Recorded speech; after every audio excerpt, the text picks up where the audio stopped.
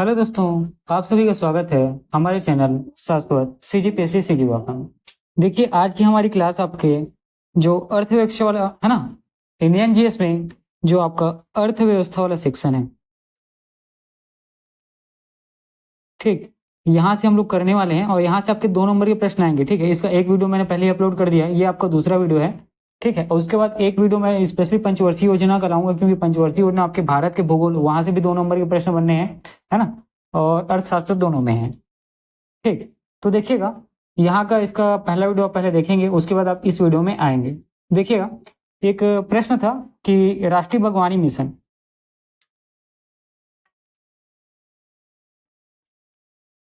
ठीक है, राष्ट्रीय बागवानी मिशन, इसके अंतर्गत किन किन क्षेत्रों को शामिल किया गया, ये प्रश्न आपसे पूछा गया था। यह प्रश्न आपको 2018 में पूछा गया था, है ना। ठीक है, तो इसके अंतर्गत याद रखिएगा फल विकास योजना, इसके अंतर्गत शामिल किया था, तो याद रखिएगा फल विकास योजना।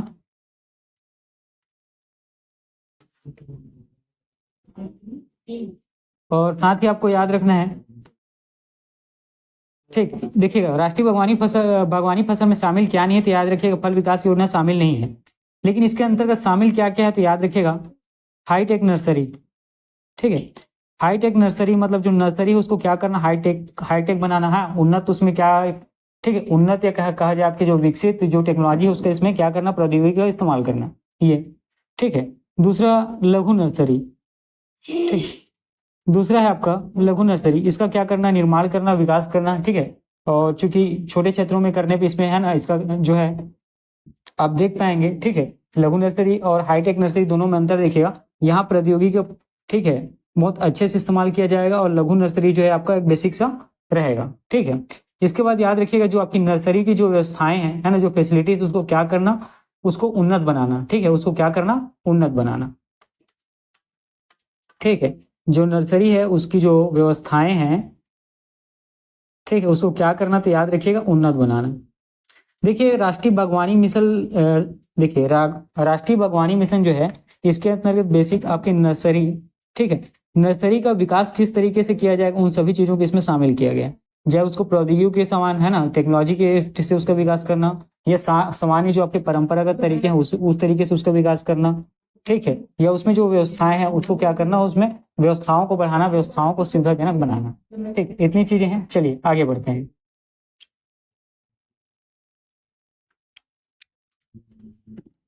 ठीक है, यहाँ पे देखिएगा, आपसे कपास को के बारे में पूछा गया है कि कपास किस तरीके का फसल है, तो याद रखिए कपास जो है वो वाणिज्यिक फसल है। ये 2 या 3 बार आपके सीजी व्यापम के एग्जाम में पूछा गया है। ठीक, कपास किस तरीके का फसल है, तो याद रखिएगा कपास जो है वाणिज्यिक फसल है। ये लगभग 3 बार आपके सीजी व्यापम के पेपर में पूछा गया है। ठीक है, कपास के बारे में आपको याद रखना है।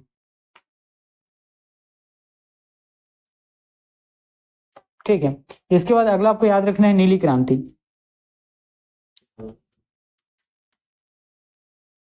ठीक, नीली क्रांति का संबंध किससे है, तो आपको याद रखना है मछली उत्पादन से, है ना। नीली क्रांति का संबंध किससे है, तो याद रखिएगा मछली उत्पादन से। ठीक है, मछली उत्पादन से नीली क्रांति का संबंध है, याद रखना है आपको। ठीक, उसी प्रकार किसान क्रेडिट कार्ड योजना कब लागू किया गया, ये भी आपको याद रखना है। ठीक है, किसान क्रेडिट कार्ड योजना ये कब लागू किया गया, तो याद रखिएगा ये है आपका, ठीक है, आपको ईयर याद रखना है 1998 से 1998-99। ठीक, 1998-99 के दौरान आप देख पाएंगे कि किसान क्रेडिट कार्ड योजना लागू किया गया था। ठीक है, उसी प्रकार याद रखिएगा हमारे भारत में HYV जो उन्नत बीज है, ठीक, HYV जो उन्नत बीज है, किसके कार्यकाल में इसको प्रारंभ किया गया था। ठीक, किसके कार्यकाल में इसको प्रारंभ किया गया था, तो याद रखिएगा नॉर्मन बोरलॉग, नाम याद रखना है नॉर्मन बोरलॉग। ठीक है, चलिए आगे बढ़ते हैं। देखिएगा, इसके बाद आपको और कुछ चीजें याद रखनी है, जैसे कि देश में सबसे अधिक सूती वस्त्र। ठीक है, तो आपको याद रखिएगा हमारे देश में सूती वस्त्र ठीक है, कौन सा क्षेत्र जो है, या ऐसा कहें कौन सा सेक्टर जो है सूती वस्त्र का सर्वाधिक उपयोग करता है, तो आपको याद रखना है पावर लूम। ठीक है, हमारे देश में सूती वस्त्र के लिए सर्वाधिक उपयोगकर्ता क्षेत्र कौन सा है, तो क्षेत्र का नाम याद रखिएगा पावर लूम। ठीक है, उसी प्रकार आपको, ठीक, जैसे गन्ना, गन्ना का सर्वाधिक उत्पादन कहाँ होता है, तो याद रखिए उत्तर प्रदेश, यूपी में। ठीक है, उसी प्रकार आपको अगला याद रखना है कहवा। ठीक, कहवा का सर्वाधिक उत्पादन कहाँ होता है, तो आपको याद रखना है कर्नाटक में। आगे बढ़ते हैं, तो आगे बढ़ने पर आप देख पाओगे राई और सरसों। ठीक है, आगे बढ़ने पर आप देख पाओगे राई और सरसों। ठीक, राई और सरसों का सर्वाधिक उत्पादन कहाँ होता है, तो याद रखिएगा आपको राजस्थान में। ठीक, कहाँ, तो राजस्थान में। ठीक, इतनी चीजें वहीं, चलिए आगे बढ़ते हैं। देखिएगा, भारतीय कृषि अनुसंधान संस्थान ये कहाँ स्थित है, ये प्रश्न आपसे पूछा गया है। ठीक, भारतीय कृषि अनुसंधान संस्थान ये कहाँ स्थित है, तो याद रखना है आपको, ये है आपके नई दिल्ली में। ठीक है, भारतीय कृषि अनुसंधान संस्थान कहाँ स्थित है, तो याद रखिएगा नई दिल्ली में। ठीक है, और हमारे भारत में, ठीक है, हमारे भारत में याद रखिएगा जो है कृषकों से खाद्यान्नों का क्रय कौन करता है, ये पूछा गया है। ठीक, जो हमारे भारत के जो कृषक होते हैं उनसे जो खाद्य पदार्थ हैं, जो खाद्यान्न हैं, ठीक, इन खाद्यान्नों का क्रय कौन करता है, ये आपको बताने हैं। तो याद रखिएगा ये किया जाता है भारतीय खाद्य निगम द्वारा। किस संस्था के द्वारा, तो याद रखिएगा भारतीय खाद्य निगम के द्वारा।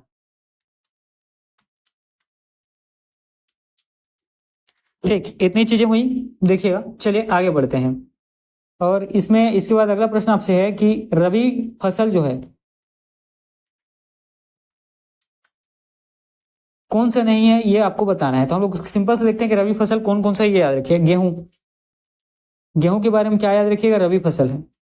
चना, चना के बारे में क्या याद रखिएगा, रबी फसल है। उसी प्रकार आपका है गन्ना, गन्ना भी क्या है, तो याद रखिएगा रबी मौसम की फसल है। ठीक है, रबी मौसम में जो फसल का उत्पादन किया जाता है वो सारी क्या रबी फसल कहलाती है। ठीक, इतनी चीजें हुई, चलिए आगे बढ़ते हैं। ठीक है, देखिएगा जो हमारे यहाँ खरीफ फसल उगाई जाती है, ठीक है, जो हमारे यहाँ खरीफ फसल का उत्पादन किया जाता है, ठीक, उसमें कौन सा मानसून जो है खरीफ फसल के उत्पादन में सहायता करता है, ये प्रश्न आपसे पूछा गया है। ठीक है, उसमें कौन सा मानसून जो है खरीफ फसल के उत्पादन में सहायता करते हैं, प्रश्न आपसे पूछा गया है। तो यहाँ आपको याद रखना है दक्षिण पश्चिम मानसून। ठीक, दक्षिण पश्चिम मानसून, दक्षिण पश्चिम मानसून के द्वारा ही हमारे भारत में खरीफ फसल का उत्पादन किया जाता है। ठीक है, उसी प्रकार देखिएगा गेहूं का, ठीक है, गेहूं का सर्व प्रमुख, या ऐसा कहें, देखिए गेहूं का है ना सर्वाधिक उत्पादक कौन सा है। ठीक, गेहूं का उत्पादन में भारत का कौन सा स्थान है, ऐसा प्रश्न आपसे पूछा जा सकता है। ठीक है, तो देखिएगा यहाँ आपका उत्तर होगा दूसरा। ठीक है, गेहूं के उत्पादन में भारत का स्थान कौन सा है, ये याद रखना आपको जरूरी, दूसरा स्थान। और सर्व प्रमुख कौन है, तो यहाँ याद रखेगा चाइना, लेकिन चीन को आप, ठीक है, ये प्रश्न इस तरीके से नहीं पूछा जाएगा, आपको भारत से रिलेटेड चीजों के बारे में पूछा जाएगा। ठीक है, तो गेहूं का सर्वाधिक उत्पादकता वाला देश कौन सा है, तो याद रखिएगा ये है चीन, और हमारा भारत कौन से स्थान पे आता है, दूसरे स्थान पर। ठीक है, अगला आपको याद रखना है हरित क्रांति से संबंधित चीजों के बारे में। ठीक है, तो देखिए हरित क्रांति को लेकर आपको याद रखना है, हरित क्रांति को लाया जिसने भी व्यक्ति था उसने कब लाया था, तो 1970 में। ठीक है, हरित क्रांति को 1970 में लाया गया था, और इसीलिए उस व्यक्ति को नोबेल पुरस्कार प्रदान किया गया था। और इसके लिए उस व्यक्ति को नोबेल पुरस्कार प्रदान किया गया था, तो आपको बताना है वह व्यक्ति कौन है। तो याद रखिएगा उस व्यक्ति का नाम है नॉर्मन बोरलॉग। ठीक है, उस व्यक्ति का नाम क्या है, तो याद रखिएगा नॉर्मन बोरलॉग। ठीक, हरित क्रांति जो है 1970 में लाया गया, जिसके लिए उस व्यक्ति को, जिस व्यक्ति ने लाया था उसको नोबेल पुरस्कार प्रदान किया गया, नाम है नॉर्मन बोरलॉग। ठीक है, ये जो तिलहन है, तिलहन फसल किस प्रकार के क्षेत्र से संबंधित है, ये याद रखिएगा, पीली क्रांति। तिलहन जो है किस प्रकार के क्षेत्र से संबंधित है, तो आपको याद रखना है पीली क्रांति के क्षेत्र से तिलहन संबंधित है। ठीक है, उसी प्रकार हमारे भारत में याद रखिएगा जो श्वेत क्रांति है ये कब प्रारंभ हुआ था, ये आपको जानना जरूरी है। तो श्वेत क्रांति भारत में प्रारंभ हुआ था कब, याद रखिएगा, ये हुआ था आपके 1970 में, है ना। श्वेत क्रांति का भारत में प्रारंभ कब हुआ था, तो याद रखिएगा 1970 में। चलिए आगे बढ़ते हैं।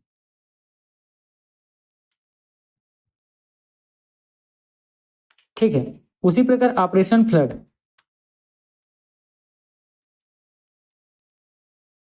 ठीक है, उसी प्रकार आपको याद रखना है ऑपरेशन फ्लड। ऑपरेशन फ्लड किससे संबंधित है, तो याद रखिएगा दुग्ध उत्पादन से, है ना। दूध उत्पादन से ऑपरेशन फ्लड का क्या है, तो संबंध है। ठीक है, उसी प्रकार आप देखिएगा रबी फसल का मौसम और खरीफ फसल के मौसम के बीच का मौसम क्या कहलाता है, ये प्रश्न आपसे पूछा गया है। ठीक, रबी फसल और खरीफ फसल के बीच के मौसम का जो अल्प समय होता है वो क्या कहलाता है, तो याद रखिएगा जायद फल का समय होता है। ठीक, इसका तो जायद फल का समय होता है। ठीक,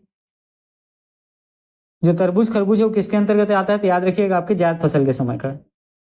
ठीक, चलिए आगे बढ़ते हैं और देखते हैं इसके बाद।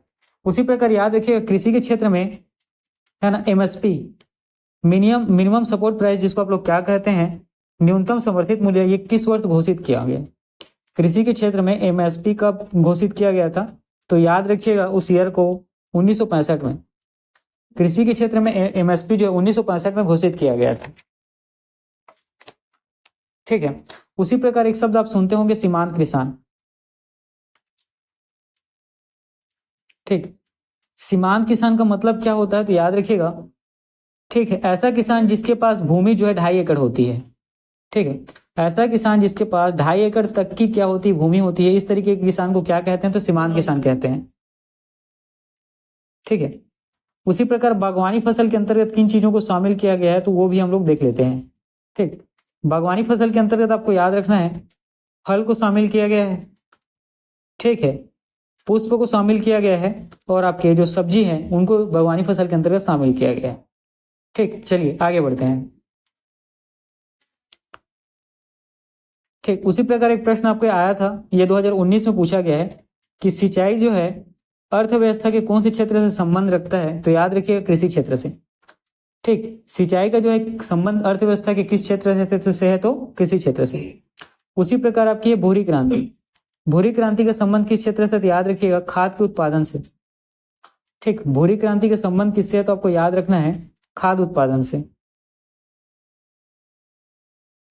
ठीक है, और देखिएगा उसी प्रकार कृषि के क्षेत्र में सिंचाई भी शामिल है, और याद रखिएगा कृषि के क्षेत्र के अंतर्गत और क्या शामिल है, तो पशुपालन, साथ ही वानिकी और मत्स्य पालन, ये सभी कृषि के क्षेत्र के अंतर्गत क्या है, तो शामिल है, आपको याद रखना है। ठीक, देखिएगा मक्का, मक्का के बारे में पूछा गया है आपसे, ये पूछा गया था 2022 में, है ना। 2022 के लेबर इंस्पेक्टर के पेपर में ये पूछा गया था कि मक्का किस प्रकार का फसल है, तो मक्का के बारे में याद रखिए खरीफ फसल है। ठीक है, मक्का के बारे में क्या याद रखना है, तो मक्का जो है खरीफ फसल है। ठीक, उसी प्रकार मैंने थोड़ी देर पहले आपको तरबूज और खरबूज के बारे में बताया।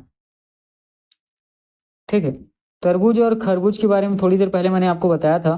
तरबूज और खरबूज जो है किस श्रेणी के अंतर्गत आते हैं, तो याद रखिएगा जायद के। ठीक, तरबूज और खरबूज किस श्रेणी के अंतर्गत आते हैं, तो याद रखिएगा जायद के। उसी प्रकार भारतीय लघु उद्योग विकास बैंक, ठीक है, जिसको हम लोग क्या कहते हैं, सिडबी, जिसको हम लोग क्या कहते हैं, तो सिडबी, इसको हिंदी में कहते हैं भारतीय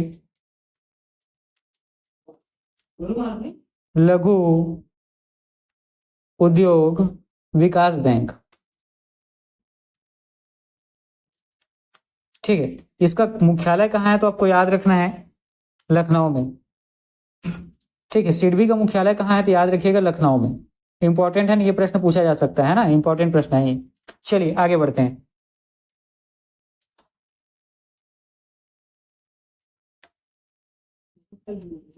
देखिएगा अब हम लोग देखते हैं कि भारत में जो वस्तु एवं सेवा कर है,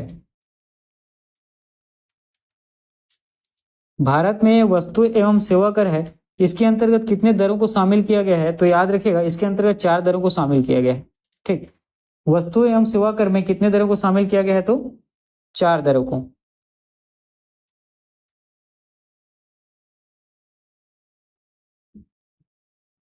ठीक है, उसी प्रकार याद रखिएगा गैर योजनागत व्यय,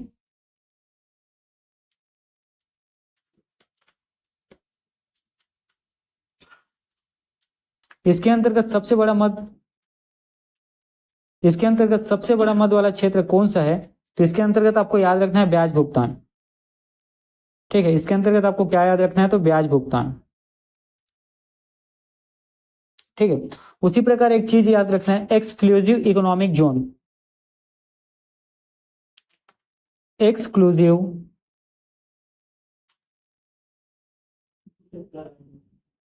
इकोनॉमिक जोन।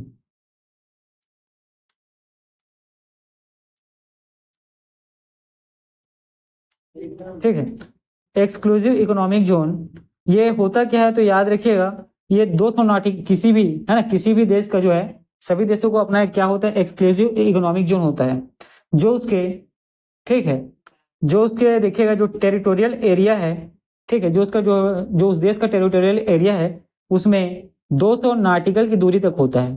ठीक है, 200 नाटिकल दूरी तक का क्षेत्र जो है किसी भी देश का जो एक्सक्लूसिव जोन है, ये जो है उस देश के जो टेरिटोरियल एरिया है उसके 200 नाटिकल दूरी तक का क्षेत्र होता है। ठीक है, अगला इसी में आपको याद रखना है राजकोषीय नीति।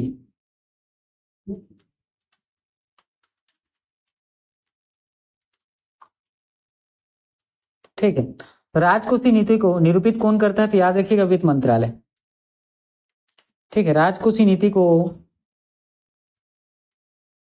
निरूपित कौन करता है? तो याद रखिएगा वित्त मंत्रालय। ठीक है,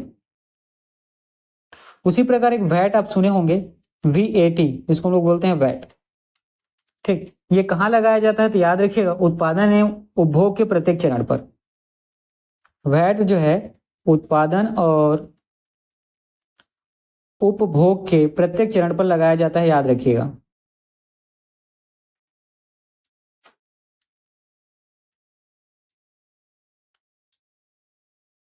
चलिए आगे बढ़ते हैं।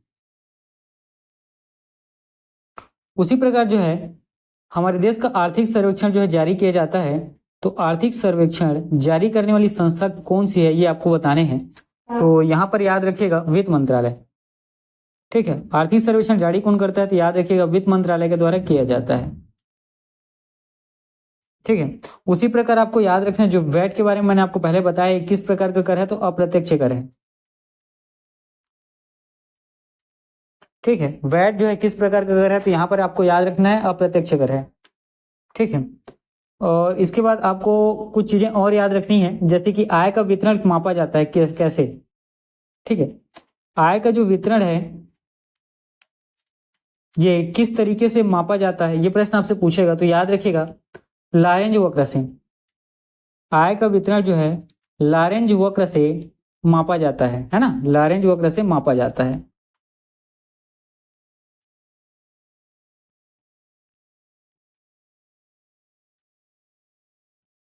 और उसी प्रकार याद रखना है जो कर होते हैं आपके, उसी कर में अगर भुगतान करने की क्षमता, कर की भुगतान करने की क्षमता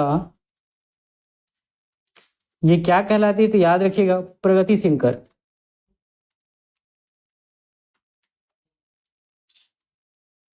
ठीक है, कर की भुगतान करने की क्षमता क्या कहलाती है? तो याद रखिएगा प्रगतिशील कर।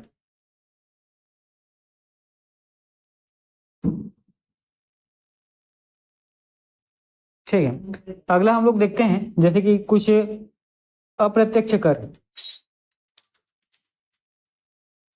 ठीक है, तो अप्रत्यक्ष कर में याद रखिए आबकारी कर जो है किस प्रकार का कर है? तो अप्रत्यक्ष कर है ना। आबकारी कर जो है किस प्रकार का कर रहता है? तो अप्रत्यक्ष कर है।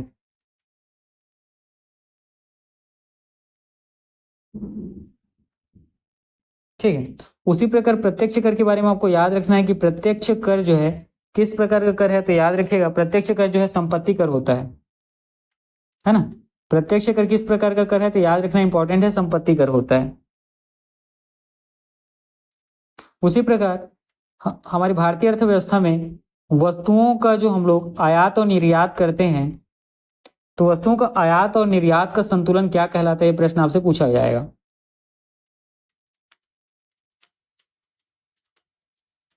तो याद रखना है, वस्तुओं का आयात और निर्यात का जो संतुलन है, ये व्यापार का संतुलन कहलाता है।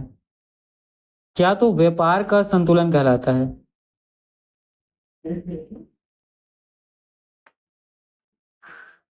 ठीक है, अगला आपको याद रखना है कैपिटल बजटिंग।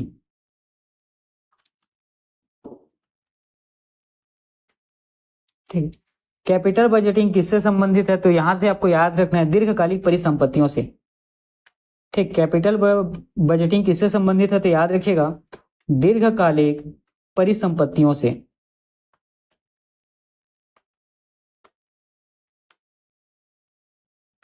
चलिए आगे बढ़ते हैं।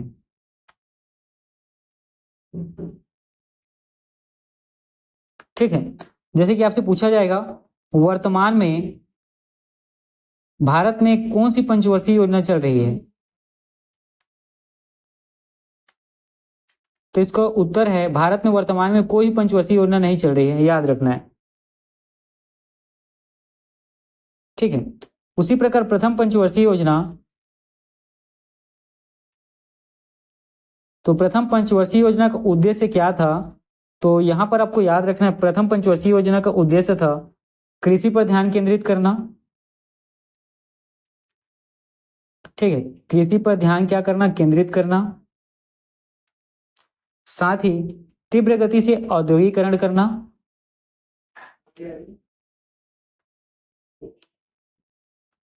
और साथ ही याद रखिएगा आपका देखिएगा, ठीक है, प्रथम पंचवर्षीय योजना में क्या याद रखना है? कृषि पर ध्यान केंद्रित करना। ये दूसरा वाला ऑप्शन आपका गलत हो जाएगा, तीव्र औद्योगिकरण करना। ठीक है, मूल्य स्थिरता, मूल्य स्थिरता ये भी आपके प्रथम पंचवर्षीय योजना का क्या था? तो उद्देश्य था। अगला इसी में आपको याद रखना है परिवहन, परिवहन भी आपके प्रथम पंचवर्षीय योजना का था, क्या उद्देश्य था। ठीक है, तो प्रथम पंचवर्षीय योजना का उद्देश्य क्या है? तो याद रखिएगा कृषि पर ध्यान केंद्रित करना, मूल्य स्थिरता, परिवहन और साथ ही तीव्र औद्योगिकरण जो है प्रथम पंचवर्षीय योजना का उद्देश्य नहीं था। आपको याद रखना इंपॉर्टेंट, क्योंकि प्रश्न पूछा जाता है।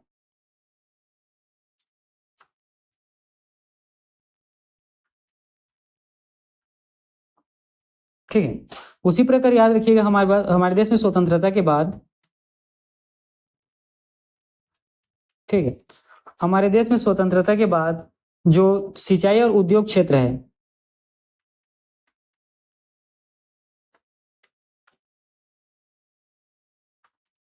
ठीक है, हमारे देश में आज स्वतंत्रता के बाद सिंचाई और उद्योग क्षेत्र है, यहाँ शासकीय निवेश की, ठीक है, यहाँ शासकीय निवेश करने के लिए कौन सी आयोग ने कहा था? तो याद रखिएगा बम्बई आयोग, बम्बई योजना ने। ठीक है, किसने? तो बम्बई आयोग कहें या बम्बई योजना, इनके द्वारा कहा गया था। ठीक है, भारत की स्वतंत्रता प्राप्ति के बाद सिंचाई और उद्योग क्षेत्र में शासकीय निवेश करने के लिए बम्बई आयोग या बम्बई योजना के तहत कहा गया था, याद रखना है।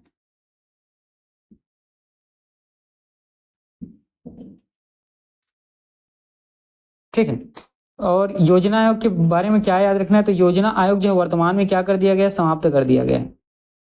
योजना आयोग को वर्तमान में क्या तो समाप्त कर दिया गया है, और योजना आयोग की जगह नया संस्था है जिसका नाम क्या है? नीति आयोग। ठीक है, योजना आयोग की जगह नया संस्था कौन सा है? तो है नीति आयोग।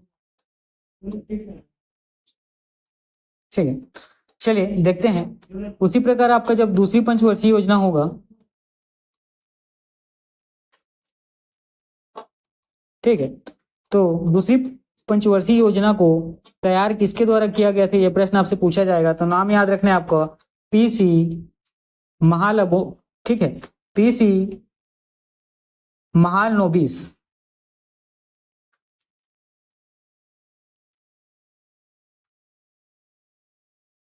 ठीक है, पीसी महालनोबिस, या इसको आप इस तरीके से पढ़ सकते हैं पीसी महालनोबिस, इनके द्वारा क्या किया गया था? दूसरी पंचवर्षीय योजना को तैयार किया गया था। ठीक है, तो आपको याद रखना है कृषि दर सर्वाधिक कृषि दर जो है सर्वाधिक किस पंचवर्षीय योजना के अंतर्गत थी? तो आपको वहां पे याद रखना है, वो था आपका आठवीं पंचवर्षीय योजना। आठवीं पंचवर्षीय योजना के दौरान आप क्या देखेंगे? कृषि दर क्या होती है? सर्वाधिक होती है। ठीक है। उसी प्रकार अगला आपको याद रखना है नाबार्ड। ठीक है, नाबार्ड की स्थापना जो है कौन से पंचवर्षीय योजना के दौरान हुई, तो याद रखिएगा नाबार्ड की स्थापना जो है छठवीं पंचवर्षीय योजना के दौरान हुई थी। नाबार्ड की स्थापना आपको याद रखना है छठवीं पंचवर्षीय योजना के दौरान किया गया था।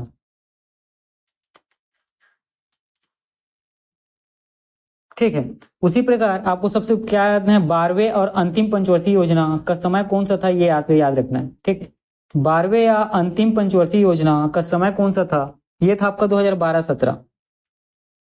ठीक, 12वें या अंतिम पंचवर्षीय योजना का समय काल क्या था, तो याद रखिएगा 2012-17।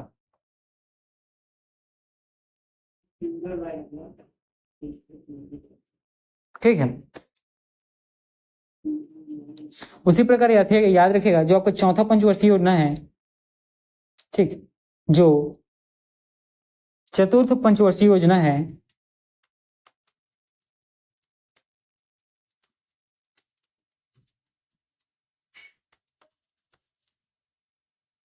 ठीक है, इसका प्रारूप किसने तैयार किया था, तो याद रखिएगा डी.आर. गाडगिल ने। चौथे पंचवर्षीय योजना का प्रारूप किसने तैयार किया था, तो नाम याद रखना है डी.आर. गाडगिल ने। चलिए आगे बढ़ते हैं।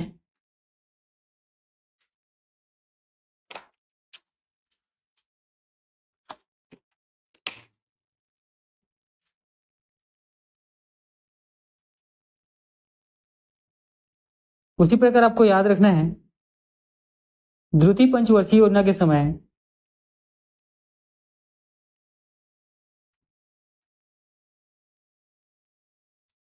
ठीक, द्वितीय पंचवर्षीय योजना के समय भारतीय योजना के वास्तुकार कौन थे, ये आपको पूछा गया जाएगा।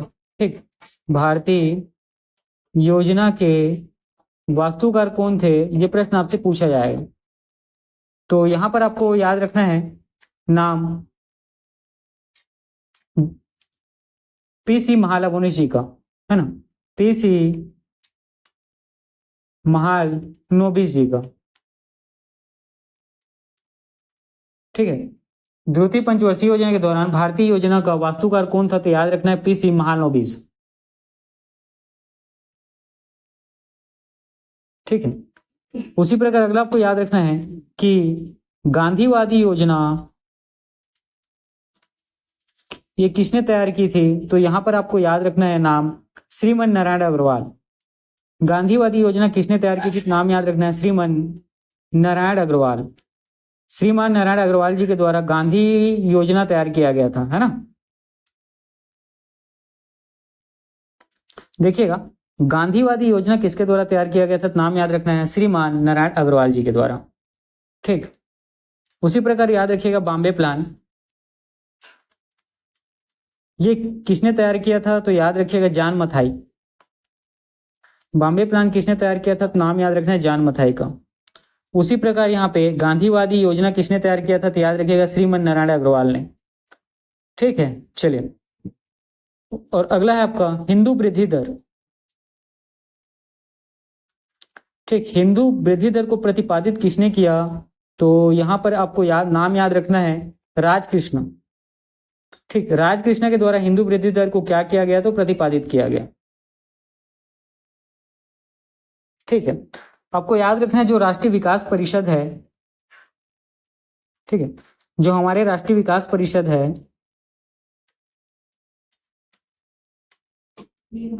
इसके अध्यक्ष कौन है, तो नाम याद रखिएगा राष्ट्रीय विकास परिषद के अध्यक्ष जो है प्रधानमंत्री है ना। हमारे भारत के प्राइम मिनिस्टर जो है राष्ट्रीय विकास परिषद के क्या होते हैं, तो अध्यक्ष होते हैं।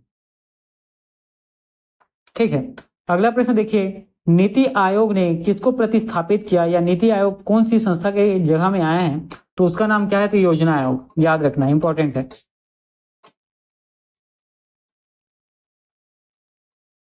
उसी प्रकार भारतीय योजना के वास्तुकार कौन है, यह भी आपको याद रखना है। ठीक है, उसी प्रकार भारतीय योजना के वास्तुकार कौन है, यह भी याद रखना है, और उनका नाम याद रखिएगा जवाहरलाल नेहरू। ठीक है, भारतीय योजना के वास्तुकार कौन है, तो जवाहरलाल नेहरू जी। ठीक, महालनोबिस योजना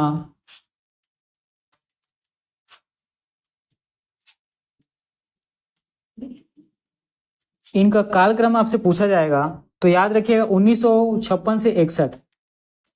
ठीक, महालनोबिस योजना का कार्यकाल आपसे पूछा जाएगा तो 1956 से 61 है ना, ये पंचवर्षीय योजना के दौरान। उसी प्रकार हरित क्रांति किस पंचवर्षीय योजना के दौरान शुरू हुई, तो यहां पर याद रखना है चौथी। हरित क्रांति किस पंचवर्षीय योजना के अंतर्गत चालू हुई, तो चौथी। उसी प्रकार दूसरी पंचवर्षीय योजना का उद्देश्य क्या था, यह भी आपको याद रखना है। ठीक, दूसरी पंचवर्षीय योजना का उद्देश्य क्या था, यह भी आपको याद रखना है, और यह है उद्योगों को, ठीक है, उद्योगों को बढ़ावा देना। उद्योगों को बढ़ावा देना, सहायता प्रदान करना, सक्षम बनाना।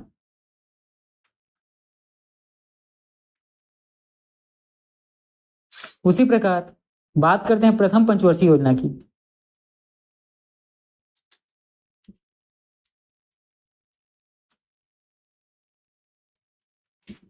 ठीक है, प्रथम पंचवर्षीय योजना किस मॉडल पर आधारित है, तो याद रखिएगा हेरोड डोमर मॉडल। ठीक, हेरोड डोमर मॉडल। प्रथम पंचवर्षीय योजना किस प्रकार के मॉडल पर आधारित है, तो याद रखिएगा हेरोड डोमर मॉडल। ठीक है, तो देखिए आज हम लोगों ने जितना प्रश्न किया, इसी तरीके का ये सारे प्रश्न आपके पेपर में आए हुए हैं। ठीक है, मैंने जितना प्रश्न आपको बताया आपके पेपर में आए हुए हैं, और इसी तरीके का प्रश्न ही आपके पेपर में आएगा। ठीक है, तो हमारी 2 क्लास देखिएगा, इन दोनों क्लास में डेफिनेटली आपको 1 या 2 प्रश्न आपको जो यहाँ से पूछे जाएंगे वो आपको आते हुए दिखेंगे, और मैं कोशिश करूंगा पंचवर्षीय योजना का एक सेपरेट क्लास ले आऊं। ठीक है, क्योंकि पंचवर्षीय योजना के अंतर्गत उद्योग को भी शामिल किया जाता है।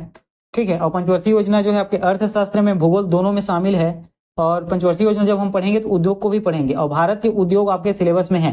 ठीक है, जहाँ भारत का हम लोग पढ़ने वाले हैं आपके कौन सा, जियोग्राफी। ठीक है, भारत का जब हम लोग जियोग्राफी पढ़ेंगे तो वहां से भी मेरे ख्याल से 2 नंबर का प्रश्न बनेगा आपके पेपर में, है ना। तो उद्योग का 1 नंबर के आने के बिल्कुल वहां से चांसेस हैं, तो मैं पंचवर्षीय योजना के लिए एक सेपरेट क्लास लाऊंगा। ठीक है, चलिए ठीक है दोस्तों, आज का क्लास इतना ही रखता हूँ, पढ़ते रहिए।